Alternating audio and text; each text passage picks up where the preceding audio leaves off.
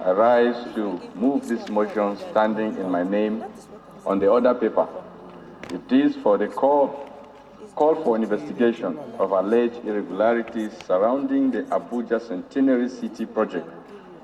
I want this Honorable House to note that the federal government has recently conceptualized and undertaken an Abuja Centenary City development project, which was allegedly piloted by the office of the then Secretary to the Government of the Federation, and consigned that the Centenary City project was made with irregularities which may have cost the federal government and the Federal Capital Development Administration, FCDA, billions of naira of revenues and loss of thousands of hectares of land.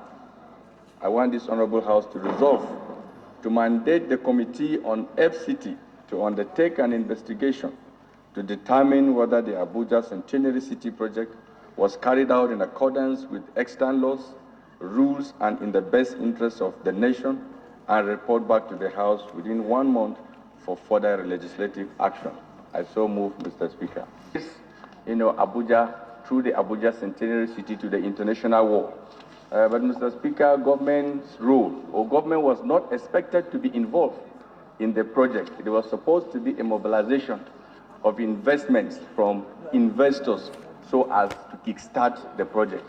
But and the project was supposed to, see to the fact that Abuja original landowners, that is the Wawa area near Kuje district, there was a mark for the project.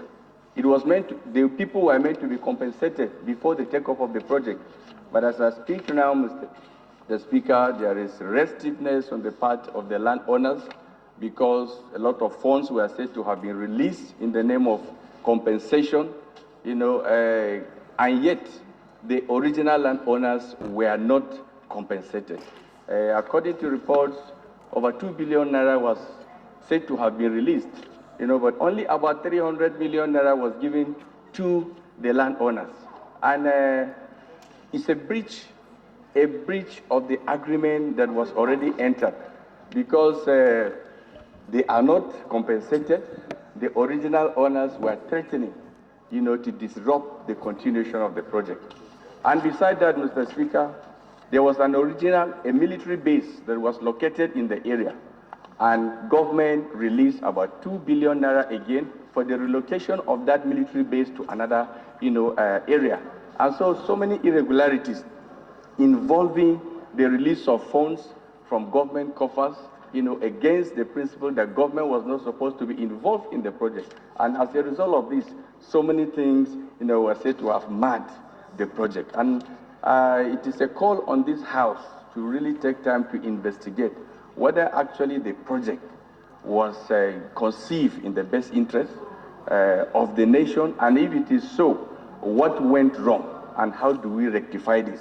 That is why I'm calling on the House to mandate the FCT committee to take a look at the entire project. If it is a project that should go on, let it go on. Whatever had gone wrong, let it be corrected, so that the basic objective, the fundamental goals for which the project was conceived can be achieved. Mr. Speaker, honorable colleagues, I seek for your support so that just like any other issue that has come up in this House that is in the best interest of this nation should be looked into it so that Nigeria can move forward, so that Abuja City, which is now presently, the capital of Nigeria, the capital of this great country, can be able to move up to equate itself to commercial cities, as I have mentioned, around the world. Thank you, Mr. Speaker.